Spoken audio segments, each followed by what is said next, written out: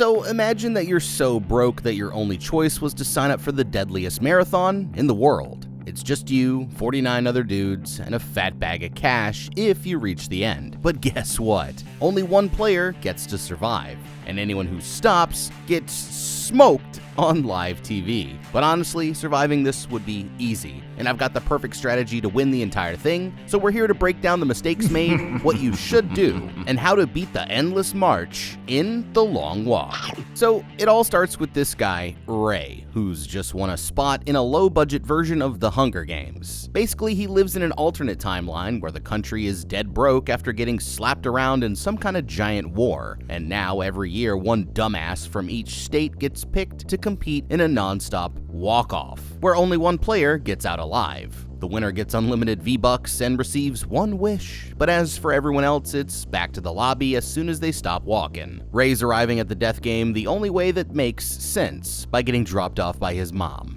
She even packed him some cookies like he's going off to school, but it's probably the last time that they're ever gonna see each other alive. When it's time to say their goodbyes, Mom tries acting like she's proud, but she starts ugly crying the moment that he tries to walk away, but it's too late to turn back, and after one last hug, he leaves to join the other 49 morons as they sit around waiting for it to start.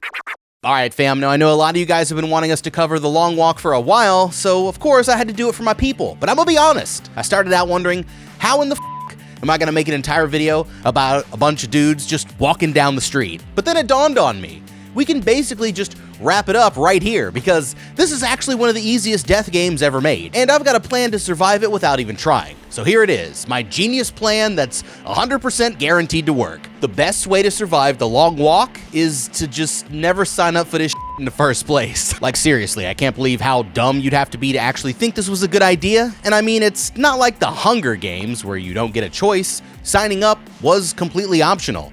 And I'm just gonna say, if you guys think that I would do this for the money, then you're severely underestimating my grind. Like sure, times are tough, but if Peepaw survived the Great Depression, then I can get through whatever the hell's happening here. And I mean, these people all have cars and so how bad can it really be? So you can trust and believe that I'd be living in the sewers and surviving off a spare change before I ever got desperate enough to even try this, because I'd rather be thugging it out in a cardboard box than getting capped on live TV. But okay, let's just say I was a real sicko who actually wanted to risk it for the biscuit. Well, in that case, I'd just be spending the first 18 years of my life training like a damn anime villain. I mean, forget learning to count or do my ABCs or any of that other shit.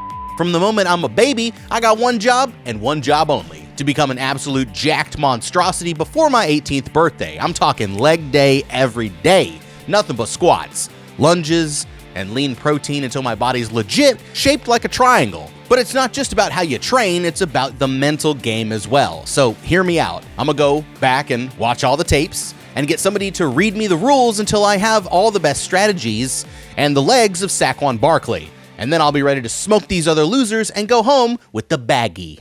Now, on his way past the guards, Ray makes friends with this dude Pete, who's got a big Joker scar all the way up his right cheek. It's not like this is a beauty contest, but if it was, there's one guy who looks like he'd win either way, and his name is Stebbins, and he's clearly the most athletic one in the group, so he's got the more gamer-bodied dudes shook before the walk even starts. Then we've got Hank, the nerd with the big mouth, Art, the nice religious guy who's basically the polar opposite of this clown, and this Malcolm in the Middle looking dude named Curly who's definitely gonna make it past the first day. The others start ripping on Hank for talking too much, but then they realize that he's pretty normal compared to this weirdo Barkovich who tries to join in. He's giving off major serial killer vibes, if you know what I mean, but then an even bigger dingus shows up to crash the party. It's the Major, who's basically like the front man to put things in Squid Game terms, and he's here to hand out everybody's number. After going through the whole list one at a time, he tells them all to line up and get ready to start walking. But first, it's time for a whole motivational speech about bravery and serving your country. When he's finally done yapping, he decides to remind them all about the most important rules. First off, you gotta keep walking at least 3 miles per hour until there's only one player left. You get 3 warnings if you fall behind, and they each reset after 1 hour of walking. But if you use up all 3 or try to make a run for it, then your goose is cooked, my man. That's basically it though, so now that they all know the rules, it's officially time to get to steppin'. But my dude Ray is about to realize that he just made his biggest mistake. So far they're just walking, which is pretty much all they're gonna be doing for the next hour and a half, so buckle up. It's probably a little hard to concentrate when they're surrounded by machine guns, but Ray's trying hard not to think about it, so he keeps looking at the butterflies instead. Oh, and the whole thing's being broadcast live for the fans back at home, so they've basically got the entire country waiting to watch them get blasted on live TV.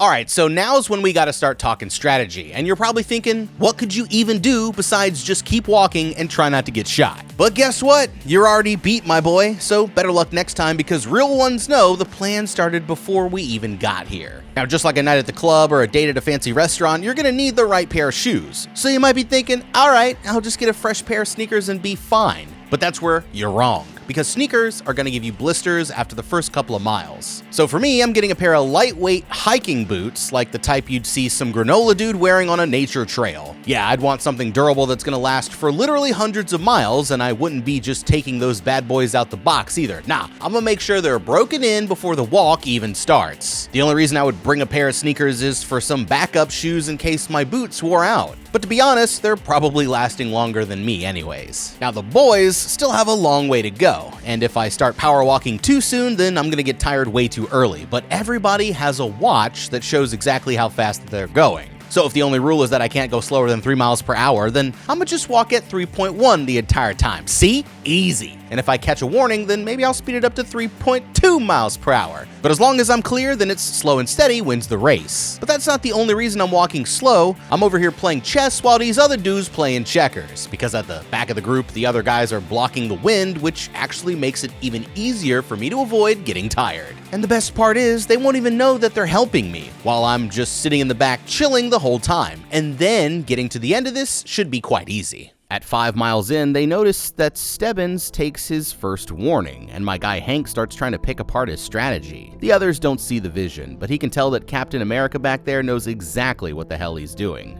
And so far, the dude's not even breaking a sweat. Eventually, they get to a bridge where that creepy dude Barkovich suddenly comes to a stop. He's saying that there's a rock in his boot and takes a hell of a long time to get it out, but he gets up before the soldiers send him off to go night-night. Buddy starts acting like it was all part of his plan, but the others say if that's true, then his plan f***ing sucks. And he storms off all mad to go walk it off by himself. Now they're 7 miles into the hike, with only 1 more to go before they get to Eminem's house, and the boys start talking about what they'd do with the money if they'd win. But my boy Ray here says that he's not just doing it for the Skrilla. He's here on some big fight the system type and starts breaking it down for the other guys so that they can peep game. Basically, they say the game is voluntary, but even though the losers get killed, everyone still signs up. So if things are so bad that this is their only way out, then they never really had a choice in the first place. The others all agree that that is some real talk, which makes Ray here sound like some kind of Greek philosopher. But Pete still wants to get the cash so he can help his friends out back home. That's when this nerdy dude Harkness comes up from the back of the group and says he's decided to write a book about the whole experience. Typical nerds, always trying to make things into a homework assignment. But so far they haven't had any casualties until all of a sudden Malcolm in the middle here starts getting a cramp. And just like that, these boys are about to see their first body. Ray grabs the dude and tries to keep him up, but after a few seconds, Curly starts to crack, and there's nothing they can do to make him keep going. Terrified, he falls to the ground, begging for mercy, but the soldiers just walk up and one-tap him as soon as time runs out, and that makes one walker down with 49 more to go.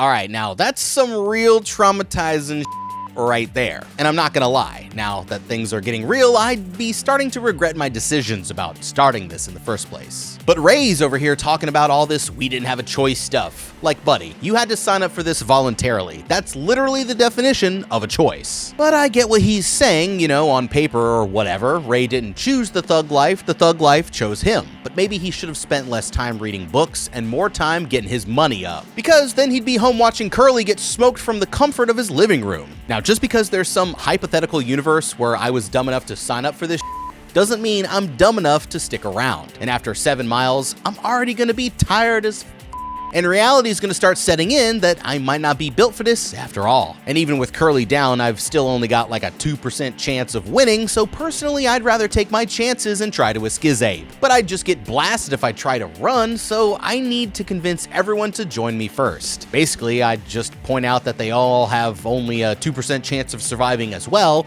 and then secretly make a plan to rush the soldiers the next time we have a good opportunity. I'm thinking we wait until it's nighttime and they're out in the middle of nowhere, and then we all work together to take down the guards. There's only about, 6 or 7 of these guys? And there's still 49 of us. And I'll be honest, our chances of winning the fight are pretty small, but they've gotta be better than 2%, right? Now, if you trusted me, that was your biggest mistake. I mean, seriously, there's no way we could take those soldiers. Those guys have tanks. But once the chaos breaks out, I'ma just use everybody as a meat shield, dip into the forest, move to Canada, and change my name. And then I'm never walking more than 50 feet in any direction ever again. They've been walking for hours when Pete finally decides to empty the tank, but since he can't stop, he just turns around and let it rip straight at the other guys. Now they're on mile 17, and Ray tells Pete that he's feeling a little tired, but on the bright side, only 48 more people need to die before he gets to sit down. Pete's feeling it as well, but he tells Ray that the trick for getting through it is to just take things one moment at a time. After a while, they pass a little girl who came out to cheer for Ray like he's one of the damn Jonas Brothers. The others start making fun of him for it, but Pete decides that they should all be on some best friends forever type shit and try to get along instead. So that's how Ray, Pete, Hank, and Art became the Four Musketeers. But of course, Barkovich has to chime in with his little 2 cents just to let everyone know that he is still annoying. That's when Hank starts feeling like something's wrong with his leg, but then out of nowhere, Walker number 1 drops to the floor and starts having a seizure. But there ain't no nurse's office on this field trip, so they just blow his head off as soon as time runs out, and that makes 2 walkers down with 48 more to go. By now, they've been walking for 25 miles, and that's basically an entire ass marathon, and they aren't stopping anytime soon. The boys start wondering if Barkovich still has his 3 warnings, but he chirps back that he's back down to none, which is when Pete pulls out some kind of tin can full of raw deer meat, and it disgusts Hank so bad that his leg cramp starts coming back. They all start walking a little slower until it passes, but my boy Hank just keeps screwing it all up, and he drops the last little tube full of rations that was supposed to get him through the day. But Ray comes in clutch and gives Hank one of his, because that's just what the Musketeers do. Barkovich starts picking on this kid named Rank for his objectively stupid name, and he rage baits him with a bunch of yo mama jokes until he finally takes a swing. But Barkovich just keeps dodging him like Neo from The Matrix until he finally trips and ends up cheese grating his face on the pavement. The others already know what's about to happen, and when Rank can't get up, the soldiers just pull up and dome him right on the spot, making 3 walkers down with 47 more to go. Whoever let Rank sign up for the walk must have really hated Dude, because, I mean, come on, all it takes is one look at the guy to tell that he never stood a chance. I mean, at least he was skinny, but this ain't a trip to summer camp. You need a little bit of that killer instinct to get by, which Buddy here obviously did not have. Like, bro, I'm not about to let some dude named Gary Barkovich get in my head. So if he started trolling me, I'ma just ignore him and keep on walking, because why am I worried about this dude when there's a squad of guys with machine guns waiting to light me up? And you can tell homeboy here was an easy target from the way he reacted, because anybody who went to public school knows you never show a bully that it's getting to you. So nah, I would just block it out and use the thought of him getting body bagged as my motivation to keep going. And just because you took a little spill doesn't mean you just give up. Like, rub some dirt in it and get back to walking, my boy. Because my legs would deadass have to be broken before I just sat there and let it happen. But I could actually use this to my advantage as well, because there's nothing in the rules against trolling other players. And even if some of these guys are more athletic, I know I've got them beat when it comes to talking shit.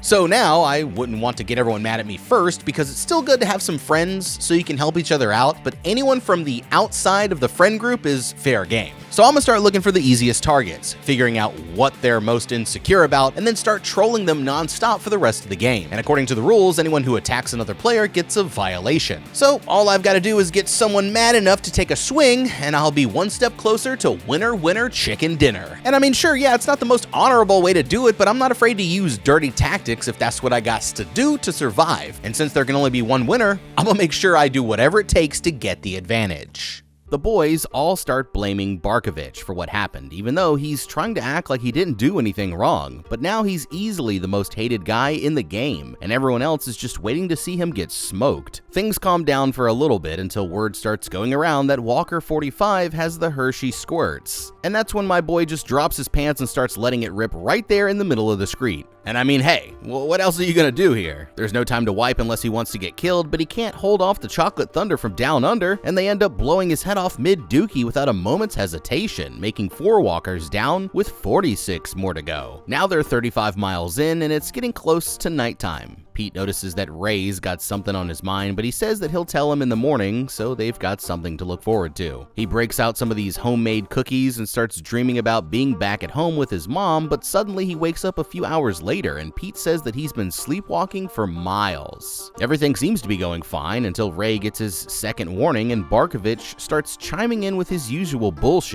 That's when Ray trips and gets warning number 3. But even though Pete helps him up, he starts cracking under the pressure and spazzing out on his own boys. Now it's time for their greatest challenge yet, a hill. And Stebbins says that they're about to start dropping like flies. The place starts sounding like a Call of Duty match as anyone who slows down gets blasted, and Barkovich is still yapping the entire time. All Ray can do is lock in and ignore the rifle pointed straight at his face, but when he's about to give up, Pete grabs his arm and helps him push through. Ray apologizes for losing his cool, but Pete's already squashed the beef. And Art and Hank survived the climb too, so it looks like the Musketeers are still going strong. Only 18 of them survive until the morning, and now they're 59 miles in, with every step getting harder and harder.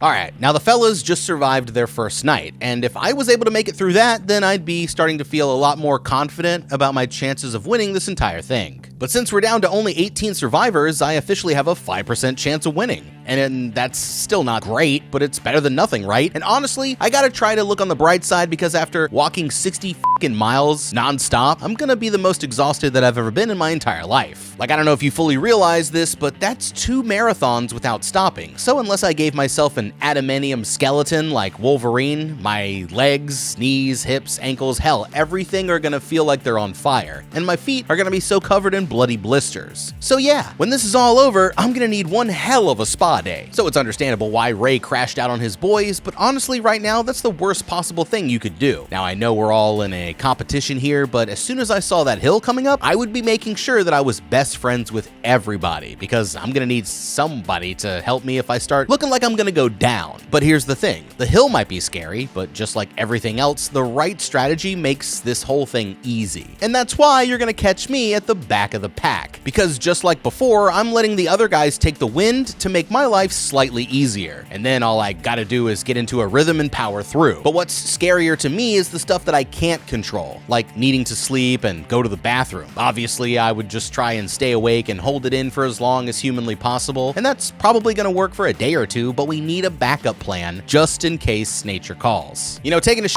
is gonna be easy because, like, just let it rip as you keep on walking. I mean, it's completely disgusting, right? And embarrassing as hell, but it's better than getting capped while you're squeezing one out. So personally, I'm gonna be spreading it down the road like an old dog and just keep it pushing. But sleep though, that's gotta be the real challenge because eventually I'm gonna get tired. But this one's easy too if you've got the right strategy. So for me, I would just team up with a group of guys and work together so we could sleep one at a time. I'm not saying that we'll get the full 8 hours, probably like 30 seconds at best, but every little bit helps. And when this is all over, I'm gonna be laid up into bed for a week straight. Pete asks Ray if he thinks that he's gonna make it, but honestly, he's been having some doubts, and Pete admits that he gave up on winning a long time ago. He says that he wanted to believe that they wouldn't actually kill everyone because I guess he forgot that this is literally a death game. But now that reality came knocking, he doesn't think that he has what it takes to outlast the others. At mile 67, they come up on 2 kids on bikes who are about to witness something traumatizing. Everyone is feeling a little tense.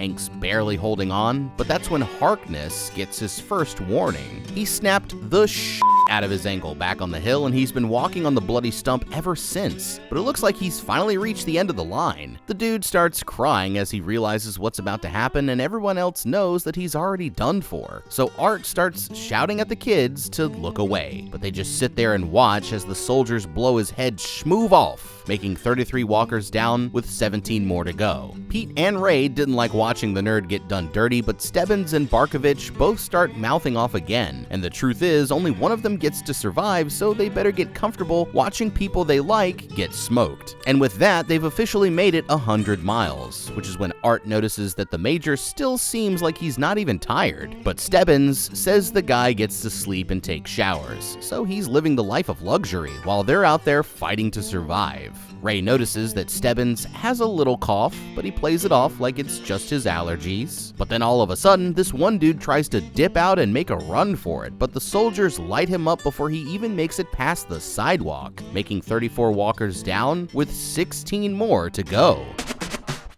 Oh my god. Alright, now I'm sorry, but this dude should have just dropped out at the beginning and saved everyone the trouble. Like, that was honestly the worst escape attempt that I've ever seen. And Buddy could have at least given us a fucking heads up first, like, damn, maybe I wanted to escape. But now, they're all gonna be ready for it. But anyways, I don't know what the guy was thinking, but he obviously hasn't been playing enough COD, because otherwise he'd know that glass doesn't stop bullets. Well, unless it's bulletproof glass, but you know what I'm trying to say. Like, genuinely though, what was Bro's plan here? To run in a straight line and not even try to find cover? That door was probably locked anyway. So my man was clearly better at walking than coming up with ideas, but it got me thinking, how would I have done this? Well, honestly, at this point, I've already been walking for 100 miles, so my legs aren't exactly feeling fresh. And with only 16 players left, I'd have to be pretty dumb to even try. I mean, these guys literally have machine guns and tanks, so what the hell am I even supposed to do here? But maybe, just maybe, there's a way that we could pull it off. Now, if you want to do this successfully, the backup plan has to start before you even entered the game. So I'm gonna get one of my boys from the outside to make a signal, like a certain wave or a little dance I could hit to let them know that it's time. Then I would tell them to check the TV every hour, and if they see me hitting the Dougie, it'll be their sign to meet me a few miles up the road. But as for me, I would wait until it was nighttime and we were out in the middle of nowhere and then wait for a good distraction, like one of the other players getting popped. Then I would just dip out as fast as I could into the woods and use the nature around me for cover, ducking behind trees and rocks and shit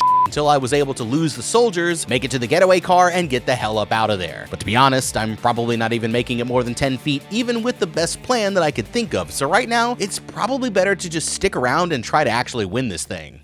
By mile 103, they start talking about what they would wish for if they win. Ray says, you're supposed to wish for something that money can't buy, and when it's Pete's turn, he says that he's gonna wish for the walk to have 2 winners. That way, not everybody has to get capped. Now they want to know what Ray would wish for, but he decides that he doesn't want to jinx it by saying it out loud, so all he'll say is that he wants his wish to change the world. They make it through the night without any more bodies dropping, but by mile 144, it's pretty obvious that Stebbins, yeah, he ain't doing so well. Things get pretty tense when Art has to pull over for a quick dookie, but he's able to get it out before he catches one to the face. Now that they're alone, Pete asks Ray about that wish again, but he says that he'll only tell him if he keeps it a secret. It turns out that his dad used to show him all kinds of stuff that the government didn't like, but one night 12 kicked in the door waving the 4-4 and dragged Pops out into the street. They gave him one last chance to be a good NPC, but my boy decided to stand his ground, so they blew his face off right there on the spot.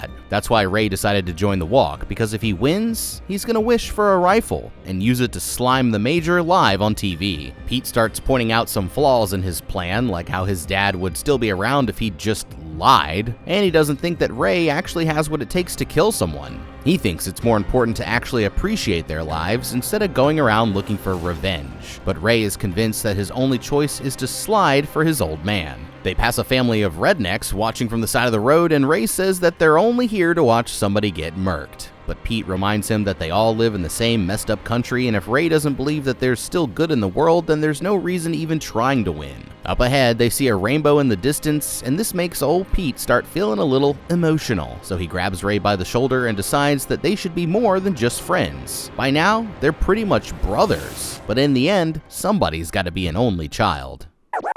Okay, well, now I understand why Ray was dumb enough to sign up, because his dad was a total idiot as well. So I hate to say it, but Ray's entire family has fucked up here. I mean, we all break the rules sometimes, you know, but when you're a grown man with a wife and kid, you gotta be a little more careful. If there's one thing you don't want to mess with, it's the government, especially when you live in some kind of 1984 world where you could just get smoked for just owning a book. Being a rebel is all fun and games until a legit military death squad kicks your door down. And at least for me, I would have immediately started acting like the most patriotic American that these guys have ever seen. But I don't think you're really hearing me. I'm saying I would have turned into Stan Smith the moment these fuckers showed up. No troublemakers here, sir. Just 3 people who love the good old red, white, and blue. Because honestly, how hard is it to just lie? The guy's got a blicky to your dome, so this isn't the time to be making a statement. I'd be saying whatever I needed to just make sure these dudes go away. And then as soon as they were gone, I'd just go right back to doing my OG shit. But since Dad had to go fight the system, that gave Ray this bright idea to go follow in his footsteps, and look how that turned out. He could be back at home watching this all on TV, but now he'll be lucky just to survive. So sorry, Ray, but you and your daddy done f***ed up.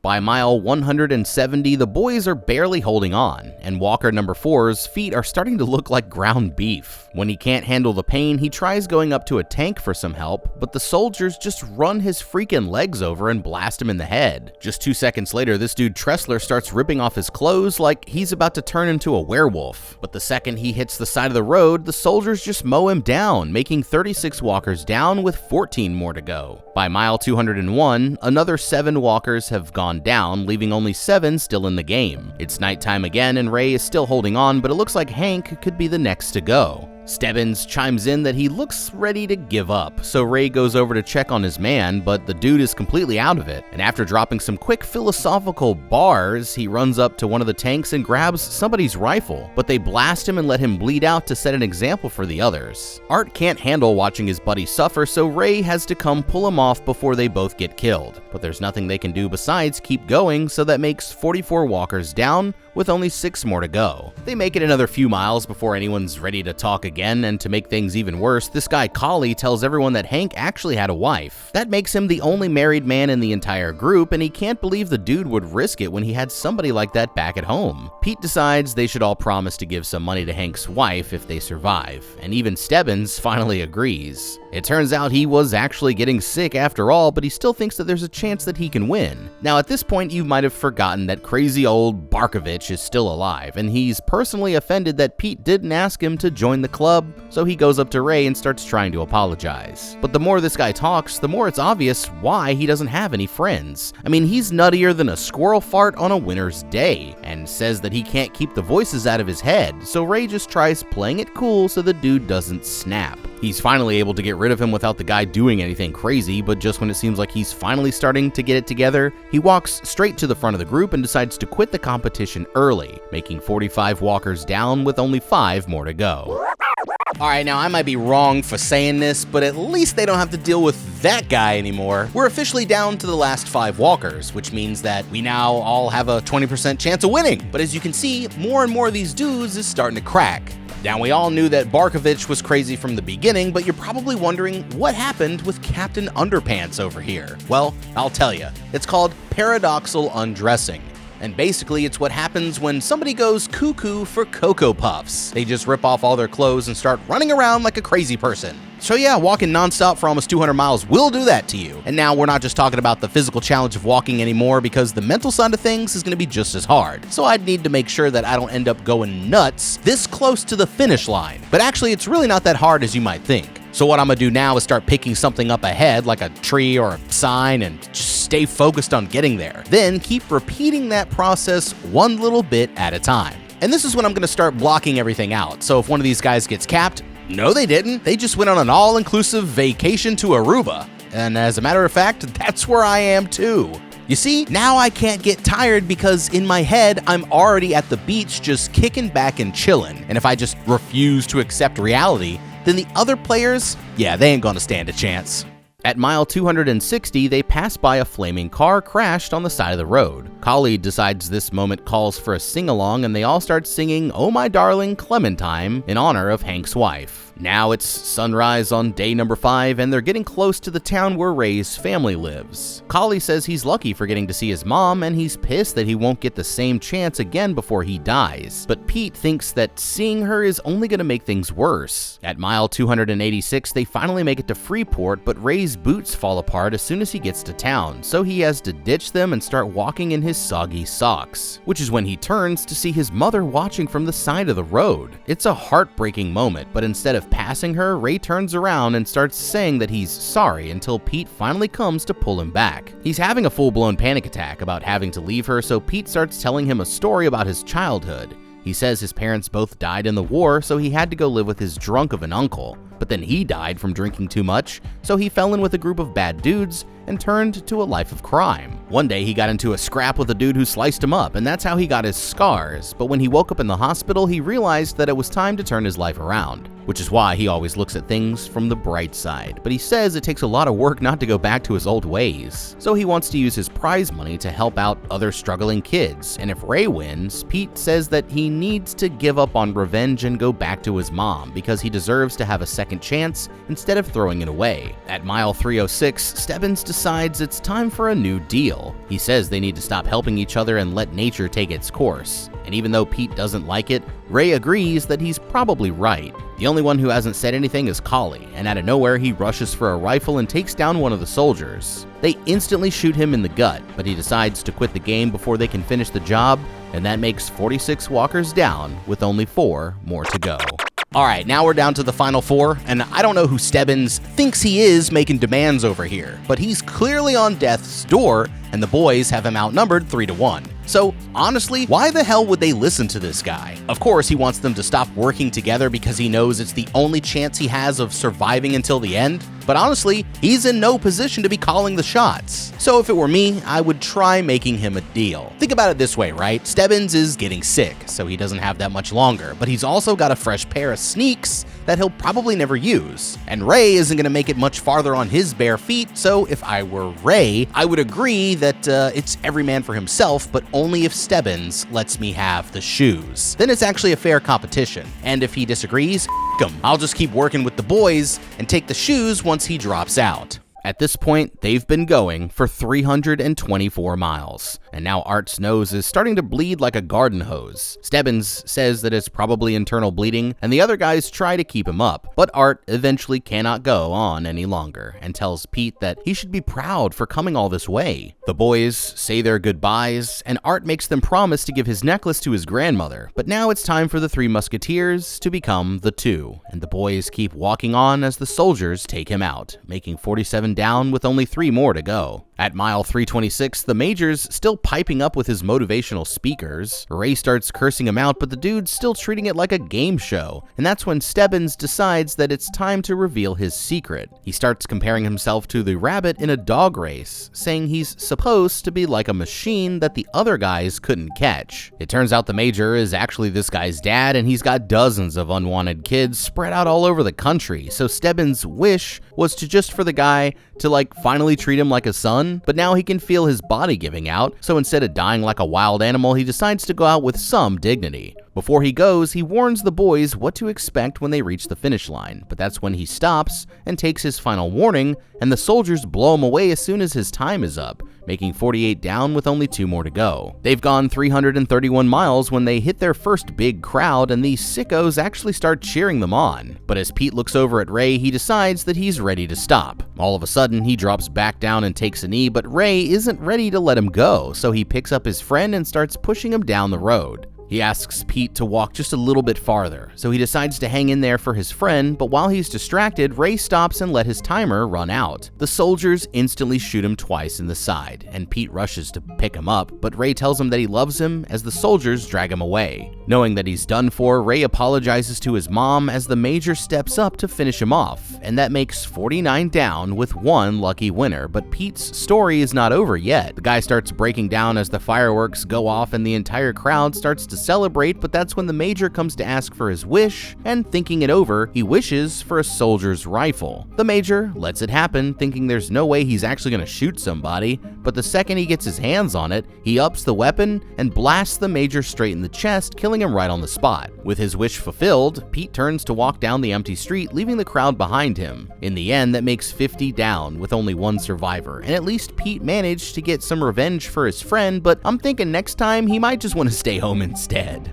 The Long Walk, and I mean, God, them boys sure was walking. Yeah, I couldn't do it. I just straight up couldn't do it. I liked the movie, man. I thought that it seemed like the screenwriter let them kind of improvise a little bit on set more than normal, because there were so many F words, and it was like, usually that's the sign of actors. They're not really good at improvising. They just keep saying the F word over and over again. I mean, it was like every other word was the F word, and it was just like, oh my God. It just felt like a child wrote the movie. But anyways, solid adaptation. You guys gotta let me know if we missed anything, or if you guys would have done anything differently in today's video down in the comments below. Thank you guys so much for watching. Leave a like and subscribe. Check out the How to Beat playlist for more videos just like this one. I'm Ben. We'll see you in the next video, and have a damn good day.